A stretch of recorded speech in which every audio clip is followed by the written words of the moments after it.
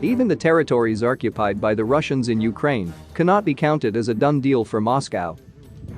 A senior official in the Russian-installed administration of Ukraine's occupied Kherson region has been killed in an apparent assassination, the latest in a string of attacks against Russian-backed authorities.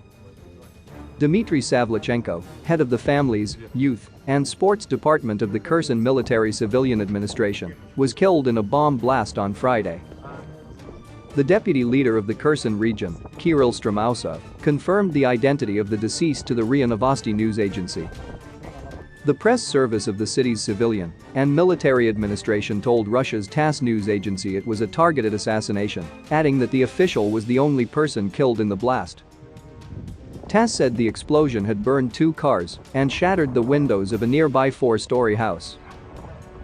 Kherson, which sits just northwest of the Russian-annexed Crimean Peninsula and was occupied during the first week of Russia's invasion of Ukraine, has seen regular civilian protests that were put down by Moscow's troops. Ukrainian media have reported increasing partisan activity against the Russian-backed authorities. On Wednesday, a pro-Russian official in the village of Chornobayevka survived the explosion of a bomb planted in his car. Ukraine's military said on Monday that 2 Russian soldiers had been killed and another wounded when a gunman opened fire at a waterside cafe in the city of Kherson. On June 18, a local prison head who had joined the Russian-installed administration was wounded in a bomb blast, according to local reports. In late May, the mayor of Enerhodar in the southern Zaporizhzhia region, who was appointed after Russian troops took control of the city, was wounded in an explosion that Moscow blamed on Ukrainian nationalists.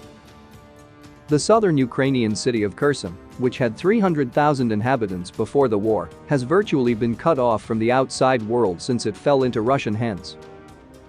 Russian armed forces have reconfigured television towers in the region to broadcast Russian television channels for free.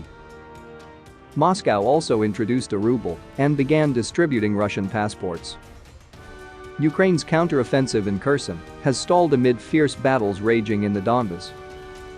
The Ukrainian military is counting on new deliveries of Western weapons to turn the tide.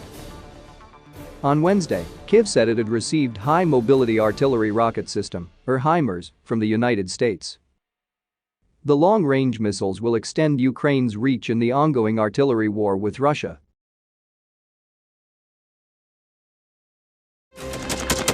Thanks for watching, and don't forget to subscribe.